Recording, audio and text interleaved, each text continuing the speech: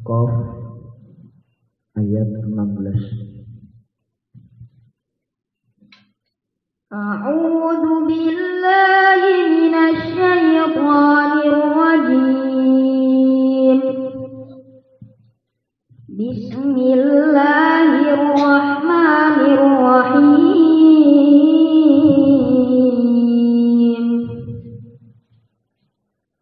Wa laqad khalaqnal insana wa na'lamu ma tuwaswisu bihi nafsuhu wa nahnu aqrabu ilayhi min hablil warid. إذ يتلقى المتلقيان عن اليمين وعن الشمال قعيد ما يلفظ من قول إلا لديه رقيب عتيد. صدق الله العظيم.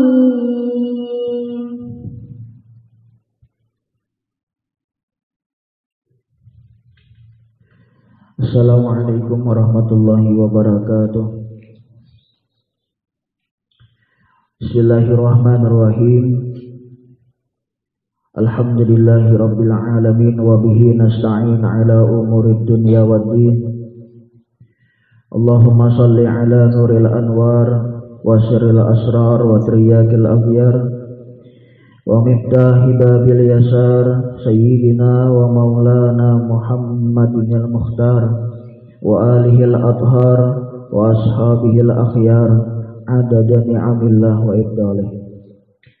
Rabbi syrah li sadri wa yassir li amri wahlul 'uqdatam min lisani yafqahu qawli. Subhanaka la ilma lana illa ma 'allamtana innaka antal alimul hakim. Wala haula wala quwwata illa billahil aliyyil azim. Ilahi anta maqsudi wa ridhaka matlubi, a'tini mahabbataka wa ma'rifataka, amma ba'd.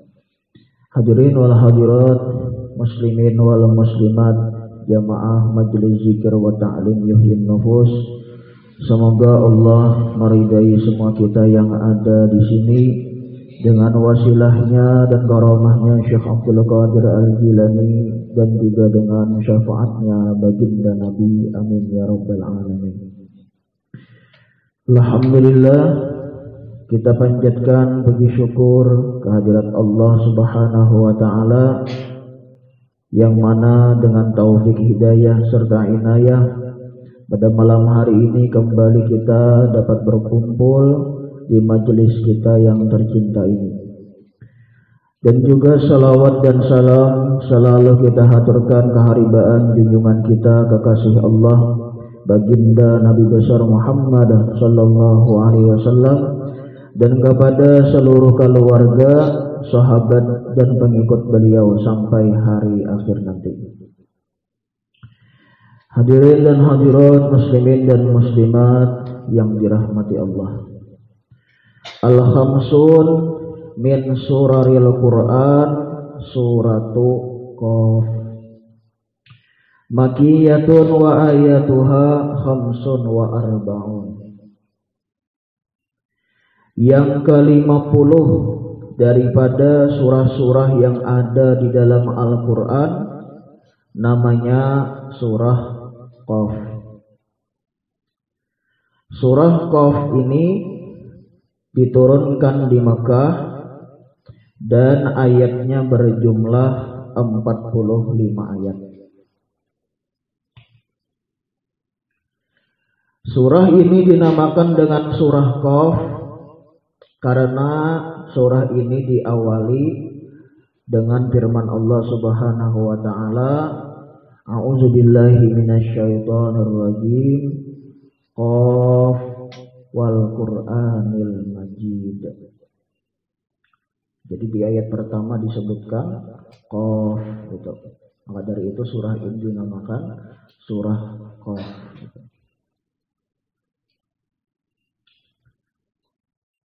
Qala Abu Bakar Al-Warraq, makna Qaf kif inda amrina wa nahyina wa la ta'duhuma. Telah berkata Abu Bakar Al-Warraq, ujar Sidin, makna daripada qaf itu adalah kif inda amrina wa nahyina wa la ta'duhuma. Kata Abu Bakar Al-Warraq, maknanya adalah berhentilah kamu, kata Allah, di sisi perintah kami dan larangan kami, dan jangan kamu lampaui keduanya. Jadi kata Abu Bakar Al-Warraq, maksudnya adalah qaf itu taatlah kepada perintah Allah dan jauhilah apa-apa yang dilarang Allah. Inilah makna qaf menurut pendapat Imam Abu Bakar Al-Warraq. Wa qala Muhammad bin Asim Al-Antaki, makna qaf qurbullah min ibadihi. Dan juga berkata Al-Imam Muhammad bin Asim Al-Antaki, ujar Sidin, makna qaf itu adalah qurbullah min ibadihi. Makna qaf adalah dekatnya Allah daripada hamba-hambanya. Ini pendapatnya Muhammad bin Asim Al-Antaki. Makna qaf Sidin adalah dekatnya Allah daripada hamba-hambanya. Qurbullah min ibadihi. Dan ada lagi pendapat ulama, qaf itu adalah nama gunung, yang mana gunung itu mengelilingi bumi. Jadi ada juga pendapat qaf itu adalah nama gunung, yang mana gunung itu mengelilingi bumi. Jadi ada berbagai macam pendapat tentang makna qaf. Nah, tetapi yang paling kuat dari berbagai macam pendapat, qaf itu maknanya adalah Allahu a'lam bi muradihi bihi.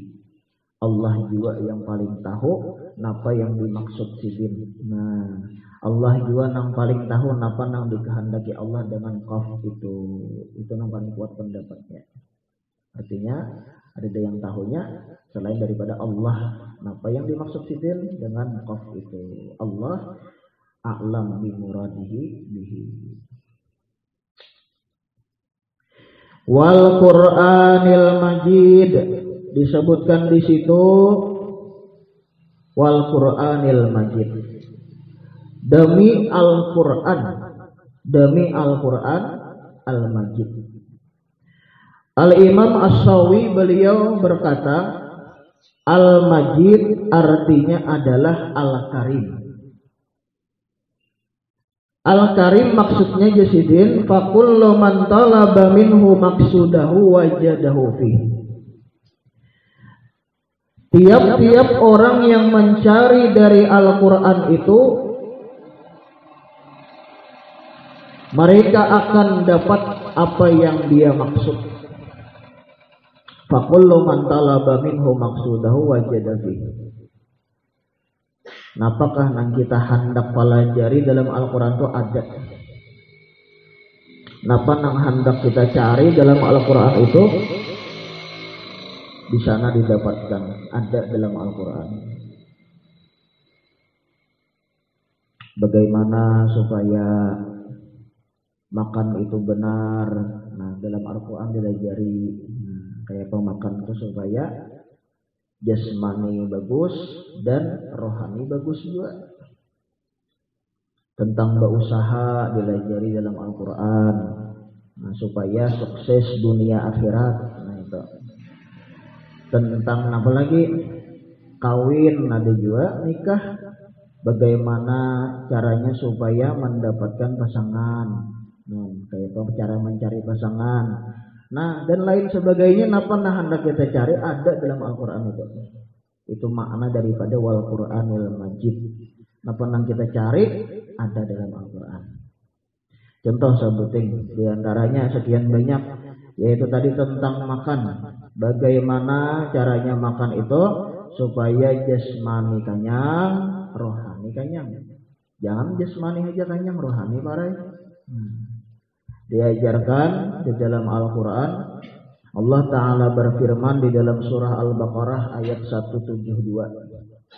Kata Allah, ya ayyuhalladzina amanu kulu min thayyibati ma razaqnakum washkuru lillah. Kata Allah, wahai orang-orang yang beriman, makanlah olehmu yang baik-baik dari rezeki yang kami berikan kepadamu, dan syukurlah kamu bagi Allah Subhanahu wa ta'ala.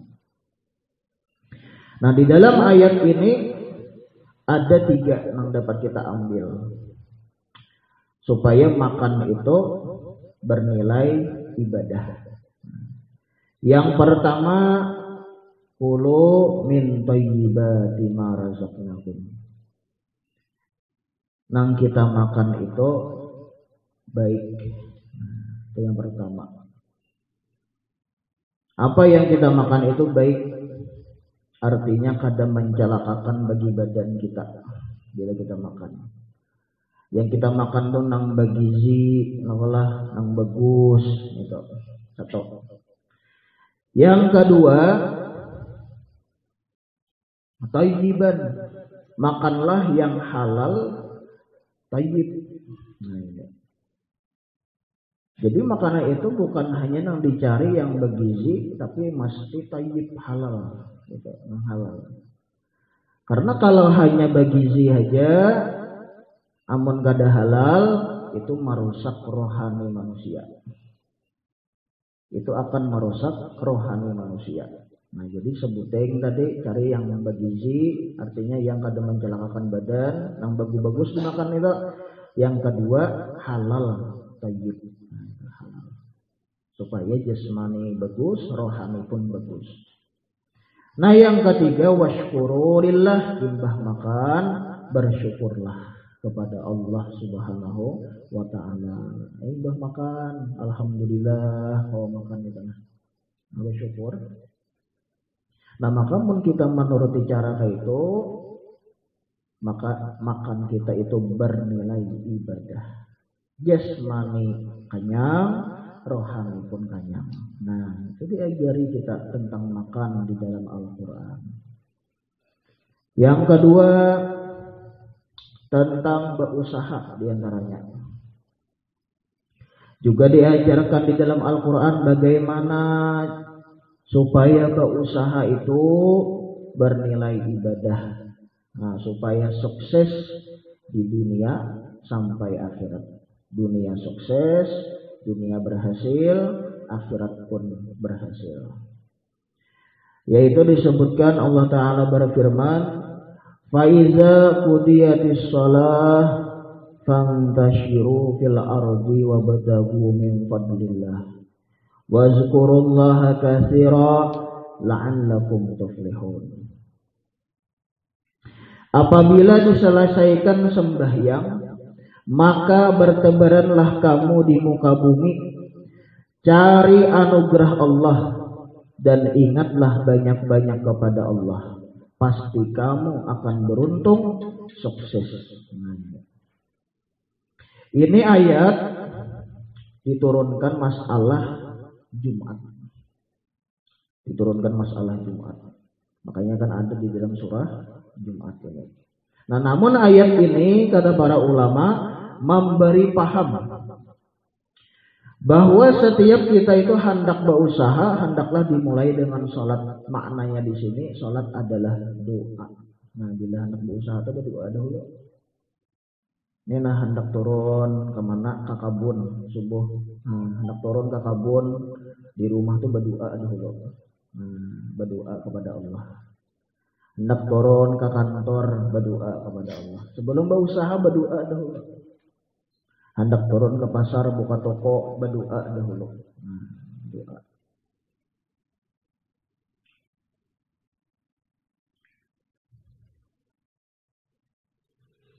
Hendaknya dimulai dengan doa sebelum kita berusaha. Nah, termasuk doa itu perkataan. Perkataan itu adalah doa. Nah, Karena misalnya kita nih turun, hendak kemana? Hendak berusaha, ditakoni orang kemana? Jawabnya menjemput rezeki. Nah itu nyambat gak? Karena ini paham perkataan adalah doa. Amoninya menjawab kemana? Hendak tulah kemana? Ujarnya mencari rezeki patangali sedikit. Mencari itu seakan-akan hilang, dicari pengalih sedikit. Ya loh, padahal kan kita sudah tahu bahwasanya rezeki kita ini sudah diatur Allah. Rezeki kita kada pajang ke lain. Nah makanya kita tinggal menjemput saja lagi. Ya loh. Nah jadi itu perkataan adalah doa. Nah doa diantaranya adalah perkataan. Hendak kemana? Menjemput rezeki. Nah. Dan kita berniat bahwa yang kita kerjakan ini merupakan sebab untuk mendatangkan rezeki daripada Allah Subhanahu wa taala. Artinya bukan usahaku ini yang memberi rezeki, tapi ini hanya sebab untuk mendatangkan rezeki daripada Allah Subhanahu wa taala. Nah, jadi hendak berusaha, berdoa dulu, berniat demikian, tulak berusaha. Nah. Yang kedua, wazkurullaha katsiran. Berusaha sambil ingat Allah. Jangan berusaha kada ingat sembahyang misalnya. Kada akan sukses kita. Berusaha meninggalkan keperaduan. Nah, kada ingat Allah. Ada hak Allah ya Allah. Sembahyang. Nah. Berusaha kata para ulama di sini sambil berzikir, ingat kepada Allah. Sambil menyalawatkah? Sambil bertasbihkah? Misal pian manureh jiwa ya Allah sebutin Tuhan, sebutin salawat, sebutin zikir misalnya, itu banyak daripada berdiam wara. Sambil berjualan misalnya berdagang, kadada pelanggan sambil baca salawatkah, sambil berzikir kepada Allah. Karena kita ada pelanggan, nah stop dulu jual pelanggan. Karena kadada pulang pelanggan bawa berzikir ulang itu nah. Itu yang pertama pemahaman daripada para ulama. Berzikir kepada Allah dia banyak. Dan yang kedua, ingatlah kamu akan undang-undang Allah maksudnya di sini. Kan berusaha nih. Berusaha ini kan ada aturannya. Bagaimana supaya kita nih berusaha nih berkah. Jangan menipu orang, ya Allah, jangan manipulasi orang jadi pedagang nih. Nah itu supaya sah dagangannya, jual belinya. Nah itu artinya dia memperhatikan undang-undang Allah, larangan-larangan bagi orang yang berdagang dan lain sebagainya.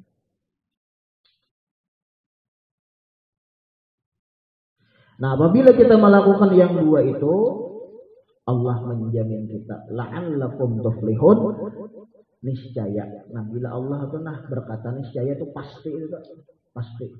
La'allakum tuflihun, pasti jar Allah beruntung, pasti sukses berusaha itu di dunia sampai akhirat. La'allakum tuflihun. Nah jadi sebelum berangkat berusaha awali dengan doa, berusaha jangan lupa dengan Allah Subhanahu wa taala. Maka itu akan pasti berhasil. Nah, ini diantaranya petunjuk Allah tentang berusaha. Disebutkan di dalam Al-Qur'an demikian. Apalagi diantaranya tadi sekian banyak petunjuk dalam Al-Qur'an memang kita cari-cari tentang nikah misalnya. Tentang kawin misalnya Allah. Kayak perkawin, nah Al-Quran dengan jelas mengajarkan kepada kita bagaimana untuk mencari pasangan hidup agar berkah dan bahagia. Allah Ta'ala berfirman, "Famkihu ma taba lakum minan nisa." Kata Allah, nikahi olehmu yang baik bagi kamu dari perempuan. Cari pasangan tunang baik. Nah, di sini Rasulullah Shallallahu Alaihi Wasallam, pengertian baik itu kata Rasulullah, beliau menjelaskan tungkahul mar'ah li arba'in. Kata Nabi kita, perempuan itu dipilih untuk dinikahi karena 4 perkara. Dipilih untuk dinikahi itu karena 4 perkara. Yang pertama, lima liha, karena orangnya sugih, karena hartanya. Nikahi perempuan karena hartanya. Cari binian tuh nang sugih, bukannya mata duitan bang ada. Cari nang sugih. Kenapa demikian? Nah, karena kehidupannya itu untuk pribadinya ini sudah cukup. Kepribadinya itu sudah cukup. Kada minta lagi lawan kita ini. Kita cukup menafkahi sekadar yang wajib kita nafkahi. Masalah nang kada wajib kita nafkahi, nang kekurangannya itu bisa aja sudah berduit bang. Bila paham mikirkan artinya. Satu. Yang kedua, dinikahi perempuan itu wali hasabiha, pilih perempuan itu jar Nabi orang-orangnya yang terhormat keluarganya. Orang-orang terhormat keluarganya. Artinya yang mulia keturunannya. Perempuan itu bukan keturunan orang-orang yang zalim. Cari yang bagus keturunannya, keluarganya terhormat. Yang ketiga, wali jamaliha, nikahi perempuan itu dipilih karena dia itu bungas, elok, wali jamaliha, karena keelokannya. Yang bungas cari. Bungas ini selera masing-masing. Sudah tahu beritaannya loh Pak. Yang menurut seorang bungas ya udah. Ya ada menurut seorang bungas, orang kada. Ada itu. Jadinya bungas, jangan kawan kada. Ya lain dong. Selera itu lain. Dari nang bungas. Menurut seorang, ya Allah. Ya sadar diri ya juga seorang kada bungas. Cari nang bungas benar, kada kawin-kawin.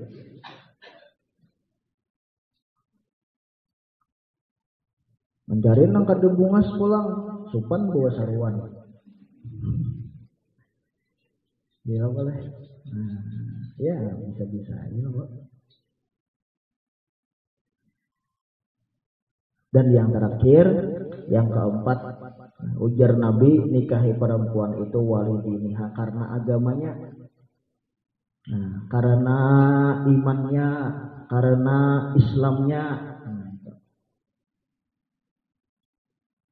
Nah, apabila yang empat itu sulit, ngalih mencari nang komplit keempatnya toh, ngalih mencari Fasfar bizatidin, ujar Nabi bepasan, ambil yang agamanya bagus, itu lebih utama.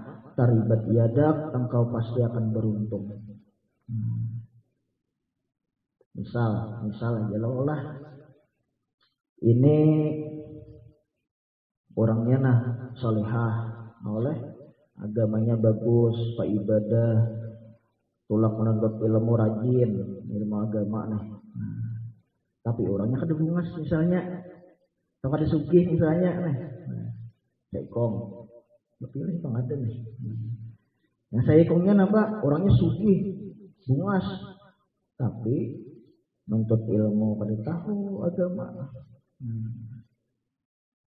kada kuat agamanya, sugih aja nih tapi kada beragama. Yang mana dipilih? Pilih yang beragama. Fasfar bizatidin, beruntunglah yang memilih dengan agamanya. Kenapa? Karena agama ini di dunia sampai akhirat. menang 3 tadi dunia aja, bunga sugih ya dunia aja. Tapi kalau agama itu sampai ke akhirat. Taribat yadak, engkau pasti akan beruntung. Nah, ini petunjuk daripada Allah, daripada Rasulullah tentang mencari pasangan hidup. Nah, jadi apa yang kita perlukan di Quran itu disebutkan itulah apa yang kita kehendaki. Di Quran disebutkan wal Qur'anil Majid, maksudnya fa kullu man talaba minhu maqsudah wajadahu fi. Apa yang kita cari pasti ada di dalam Al-Qur'an itu. Petunjuk-petunjuk Allah dalam Al-Qur'an.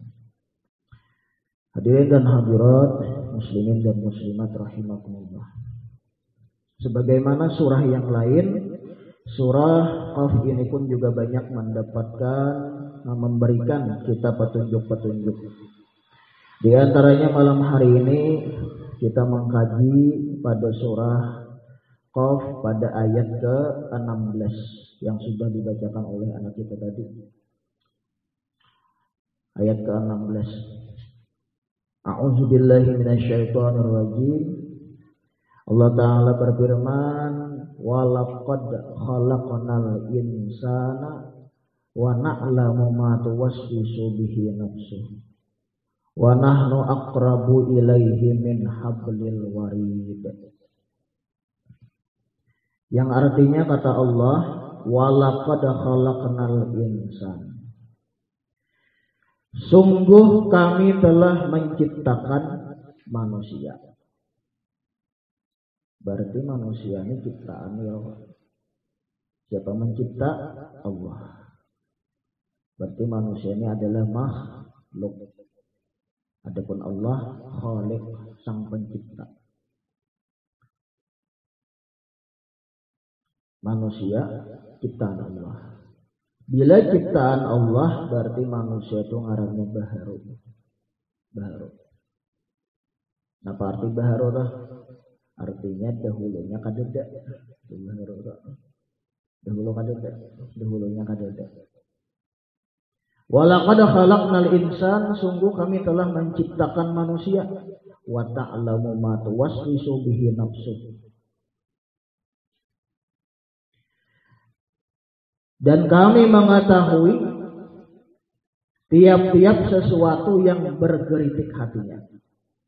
Geritik hati kita Allah tahu. Yang di dalam hati kita Allah mengetahui. Wa nahnu aqrabu ilaihi min hablil warid, dan kami kata Allah lebih dekat kepada manusia itu daripada urat lehernya. Allah aqrabu, lebih dekat kepada manusia itu daripada urat bulunya.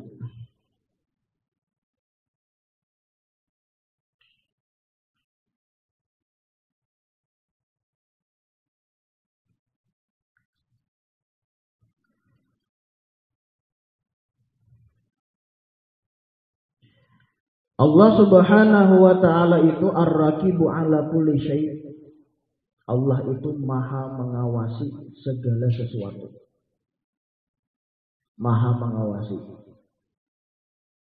Baik itu manusia, baik itu jin, baik itu malaikat. Seluruh alam semesta ini diawasi oleh Allah Subhanahu wa ta'ala.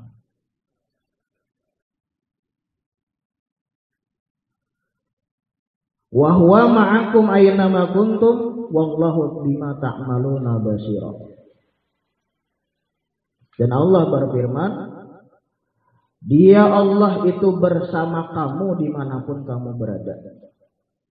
Dan Allah dengan apa yang kamu kerjakan itu maha melihat.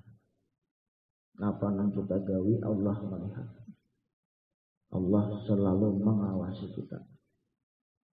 Wa nahnu aqrabu ilaihi min hablil warid. Lebih dekat daripada urat leher manusia itu sendiri. Hadirin dan hadirat, muslimin dan muslimat rahimahumullah.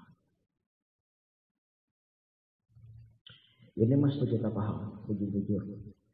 yang salah memahami. Nah,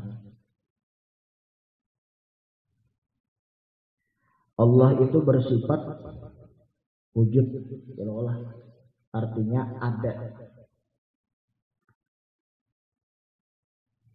Ada Allah Ta'ala. Adanya Allah itu kada bertempat. Adanya Allah tidak bertempat. Jadi kesalahan besar bila ada yang menyambat Allah itu bertempat. Seperti pemahaman wah ini ada beredar bahwasanya Allah itu berendak di aras. Ada yang berpendapat itu salah itu. Karena dia memahami dalam Al-Quran kan yashtawi alal arash. Allah itu yashtawi alal arash. Disambutnya Allah berada di aras. Padahal makna daripada yashtawi alal arash itu maknanya adalah Allah menguasai aras. Itu maknanya. Jadi pada paham di tafsir ya bingung kita. Kacau menafsir seorang.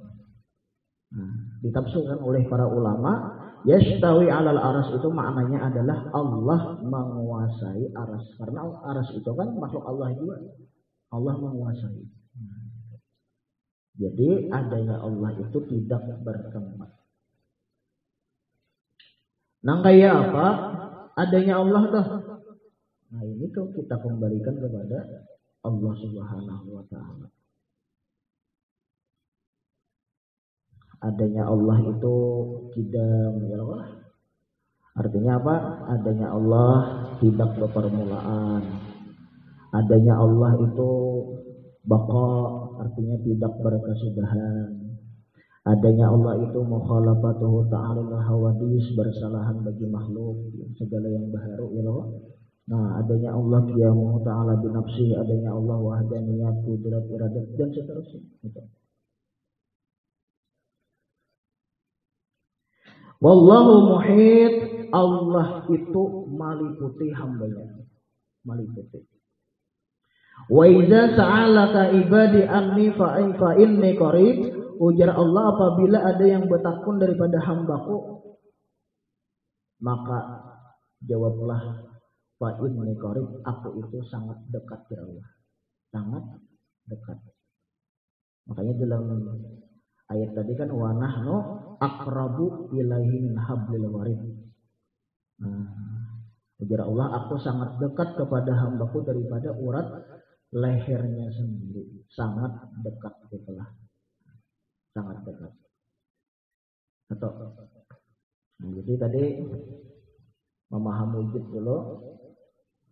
Satu, adanya Allah.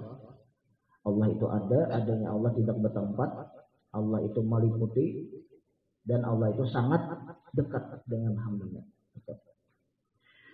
Nah yang kedua, memahami zat Allah. Nah, bujur-bujur memahami zat Allah itu.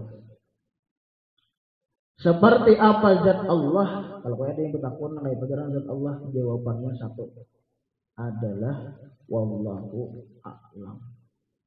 Allah nang tahu nang kayak pagi jadi Allah aja nang tahu bagaimana zat Allah itu sendiri. Kita dari yang tahu ya. Nih sebutin, jangan hendak memanggil zat Tuhan, jangan hendak memikirkan nang kayak apa zat Tuhan. Kada sampai kita lemah, kita berdoa. Sebutin, bujur-bujur memahami zat Allah. Jawabannya wallahu a'lam. Allah aja nang tahu bagaimana zatnya. Waqala Abu Darda, berkata sahabat Nabi yang bernama Abu Darda. Kata Abu Darda, kulluna ahmaku bi zatillahi ta'ala. Ujar Abu Darda, seluruh kami, tiap-tiap kami ahmak, bodoh. Tiap-tiap kami jasidin bodoh pada berbicara zat Allah. Ini sahabatnya nih. Jadi mana ada yang berpanggil zat Allah berarti pintar pada sahabatnya tak?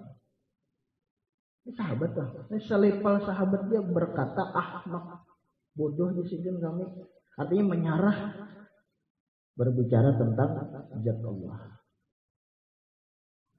Wa qala Mutarrib bin Abdullah, ini salah seorang seniornya tabi'in, Imam Mutarrif bin Abdullah. Ujar Sidin juga, ma ahadun minan nas illa wa huwa ahmaq fima bainahu wa baina rabbih azza wa jalla.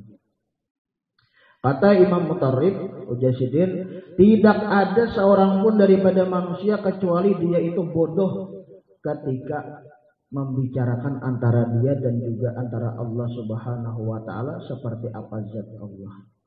Bodoh di sini manusia kita. Dede yang kawanya memandir tentang zat ini.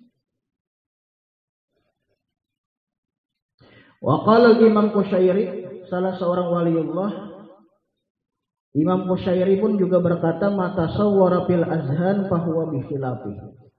Apa yang tergambar pikiran di dalam hatimu tentang zat Allah seperti ini, zat Allah seperti ini, fahuwa bi khilafi, pasti Allah menyalahi dengan apa yang terpikir di hatinya.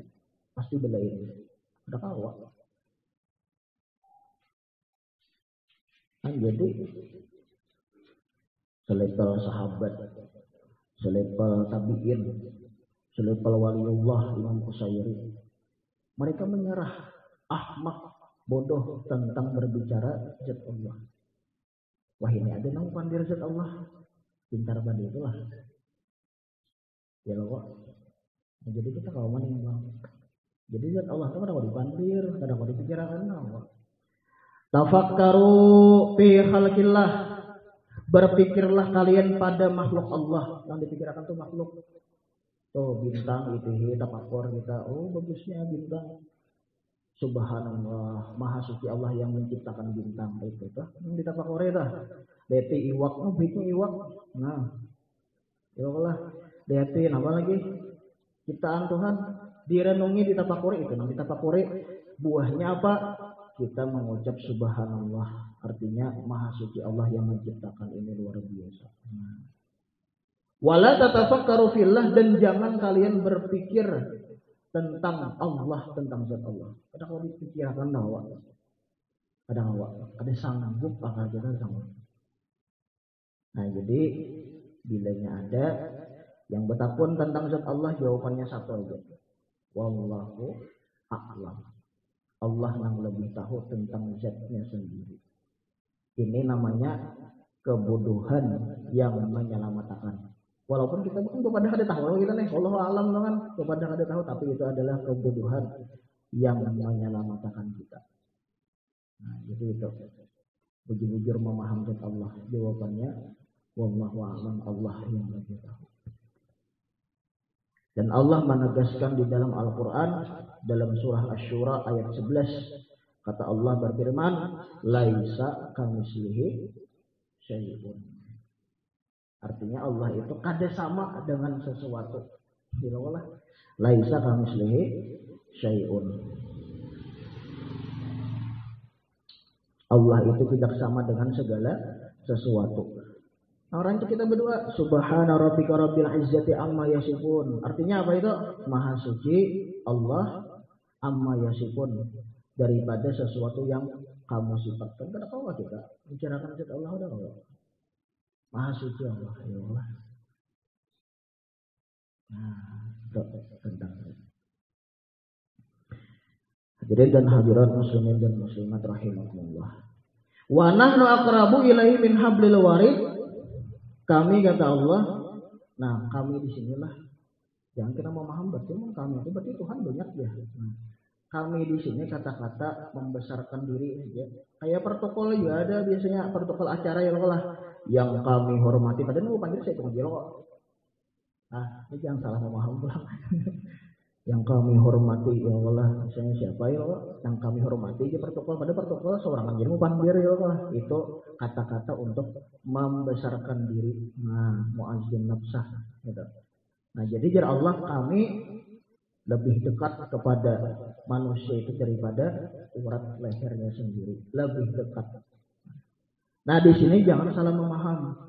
Artinya Allah itu tidak menyatu dengan hambanya. Kayak itu loh kok. lebih dekat tuh menyatulah. Ada yang salah paham karena menyatu ulang, kacau ulang lah. Nah, Jawa ini ramai manunggalin kaulah Gusti itu bahasa Jawanya.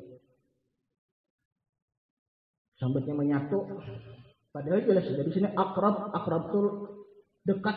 Ya kan dekat loh, dekat, lah dekat. Jangan disambat menyatu. Kenapa? Karena hamba itu berbeda dengan Allah. Makhluk berbeda dengan Khalik. Khalik berbeda dengan makhluk. Ya loh, udah mau menyatu. Allah di situ mengatakan qarib. Fa idza sa'alaka ibadi anni fa inni qarib wa nahnu aqrabu di sini.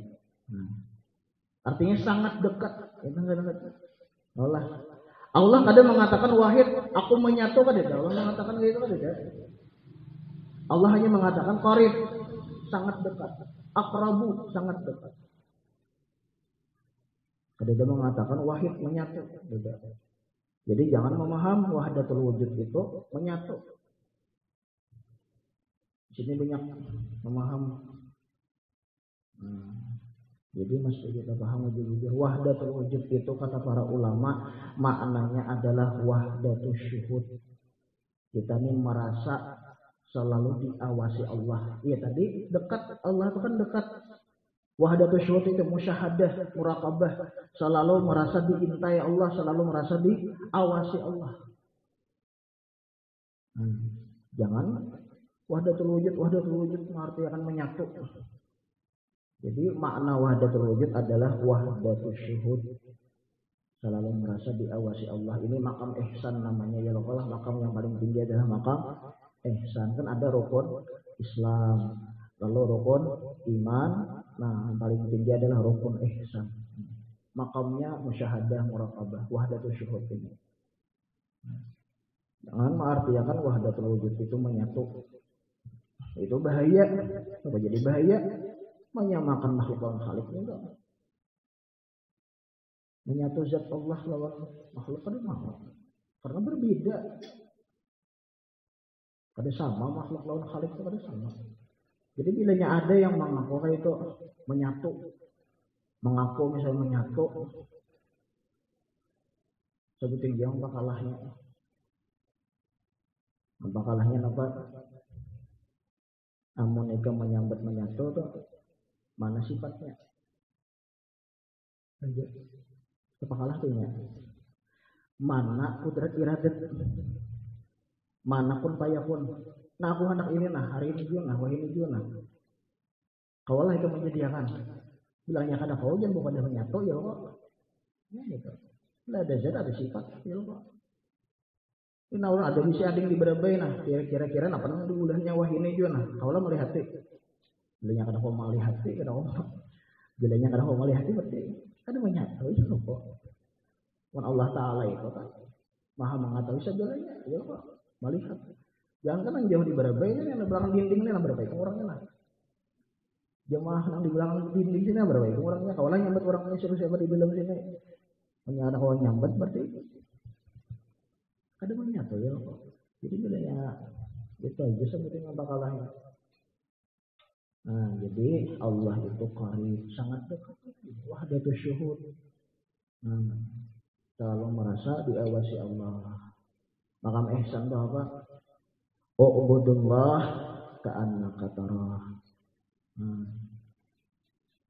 Sembahlah olehmu akan Allah, beribadahlah olehmu kepada Allah seolah-olah melihat, seolah-olah lo ka'annaka, seolah-olah melihatlah.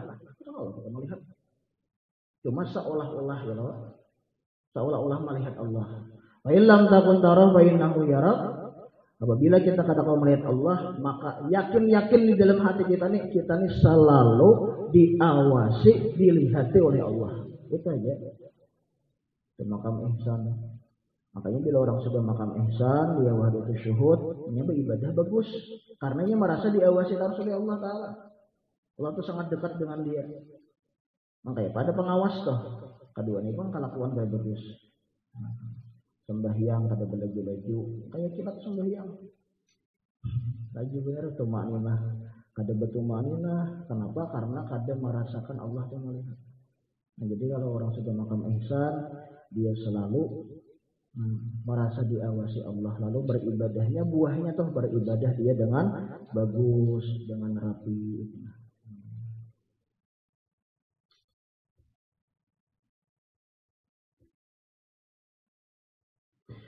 Nah, makanya firman Allah laisa kamitslihi syai'un itu dalam surah Asy-Syura ayat 11. Kan angka 11 itu satu-satu berulang kan. Angka 11 itu kan satu-satu menyatulah kada cuma dekat ilolah satu-satu ilolah kada berit kada lo cuma sangat dekat. Itulah nomor ayat dalam Quran tuh banyak memberi faedah kalau kita ingin mengetahuinya itu lebih dalam. Ulama tafsir dibukakan mereka itu daripada rahasia-rahasia Al-Quran sampai nomor ayat itu ada rahasianya itu lah. Angkanya 11, laisa kamitslihi syai'un, Allah tuh kada sama dengan segala sesuatu. Artinya 11, nah bukan menyatu tapi dekat, sangat dekat. Nah, dekat dengan hamba. Nah, dia orang yang sudah makam muhadatsy syuhud, dia musyahadah, dia muraqabah, dia merasa selalu diawasi Allah. Itu orang nangka itu mandi dan bertelanjang sopan. Mereka ahli sufi itu kayak itu. Orang yang sudah tasawuf itu karena mereka selalu merasa diawasi Allah, sopan membuka aurat. Kalau di hukum fikih boleh asalkan kada ada yang melihat, misalnya di kamar mandi boleh mandi, di telanjang boleh aja. Kamar mandi ada yang melihat lalu boleh aja kalau hukum fikih. Tapi kalau mereka sudah masuk dalam ranah tasawuf, mereka menjalani suluk, mereka sudah makam muraqabah, selalu merasa diawasi Allah, sopan amun mandi itu bertelanjang boleh. Ada salawarka, walaupun salawar handap ada yang tertutup auratnya, apa kemaluan nih, nah itu nah atau kemaluan rasa sopan itu nah karena merasa selalu diawasi Allah Subhanahu wa ta'ala. Jadi buahnya itu adalah sifat malu kepada Allah karena merasa selalu diawasi oleh Allah Subhanahu wa ta'ala. Nah, sambungan ayatnya yang terakhir yang ke-18, ma yalfizu min qaulin illa ladaihi raqibun atid. Tidak bertutur seseorang daripada satu perkataan melainkan di sisinya ada raqib dan atid. Allah sangat dekat dengan hambanya. Dan di samping itu ada juga malaikatnya. Nah, malaikat pencatat amal di sebelah kanan namanya malaikat raqib, malaikat pencatat amal kejahatan. Nah, di sebelah kiri namanya malaikat atid, pencatat amal baik dan amal buruk. Di dalam sebuah hadis Rasulullah bersabda, katibul hasanat ala yaminir rajul wa katibus sayyi'at ala yasari. Pencatat amal kebaikan itu berada di sebelah kanan seseorang. Dan pencatat amal kejahatan itu berada di sebelah kiri seseorang. Wa katibul hasanat aminun ala katibis sayyi'ah.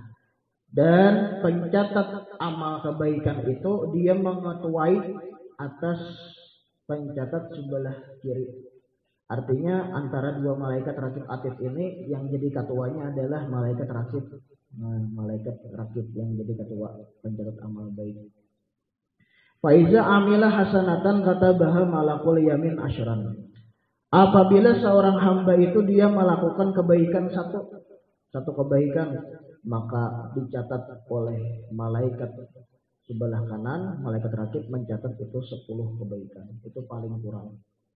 Kita sebutin berbuat baik dicatat 10, bisa lebih pada itu.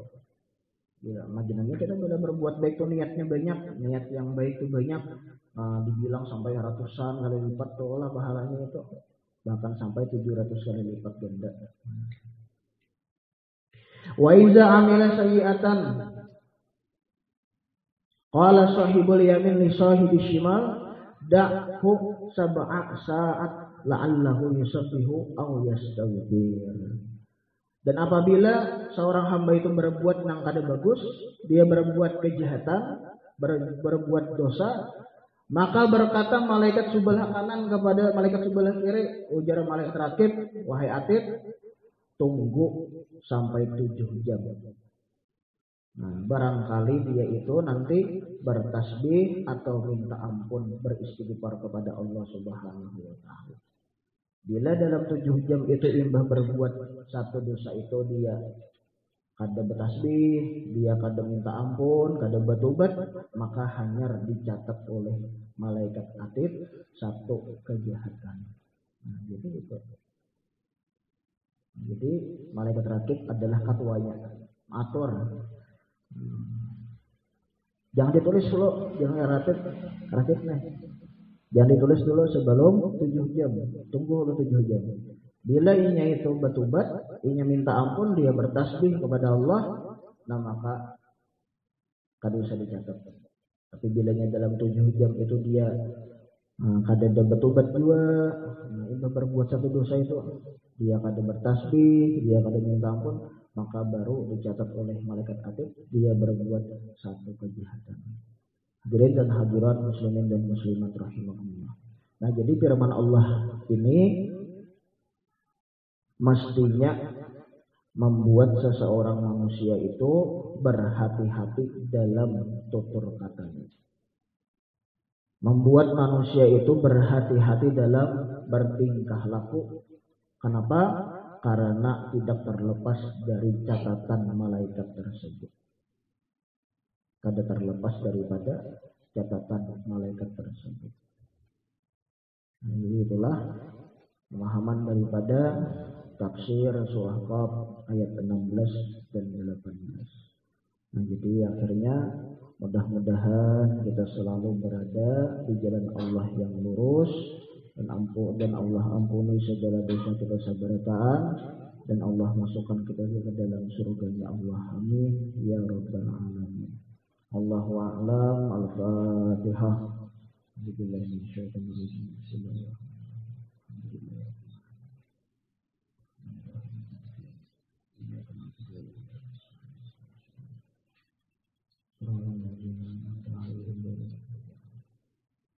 Amin. Bismillahirrahmanirrahim. Alhamdulillahirabbil alamin. Allahumma shalli ala sayyidina Muhammad wa ala alihi washabbihi ajmain.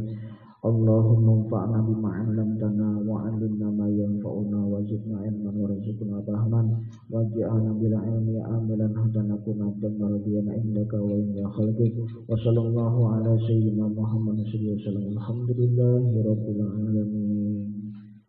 Ana zalil Allahu aziz, ana fakir Allahu ghani, ana jahil Allahu alim, ana dhaif Allahu qawi, ana zalil Allahu aziz, ana fakir Allahu ghani, ana jahil Allahu alim, ana dhaif Allahu qawi. Subhanallahi bihamdihi asyhadu an la ilaha illa anta astaghfiruka wa atubu ilaik.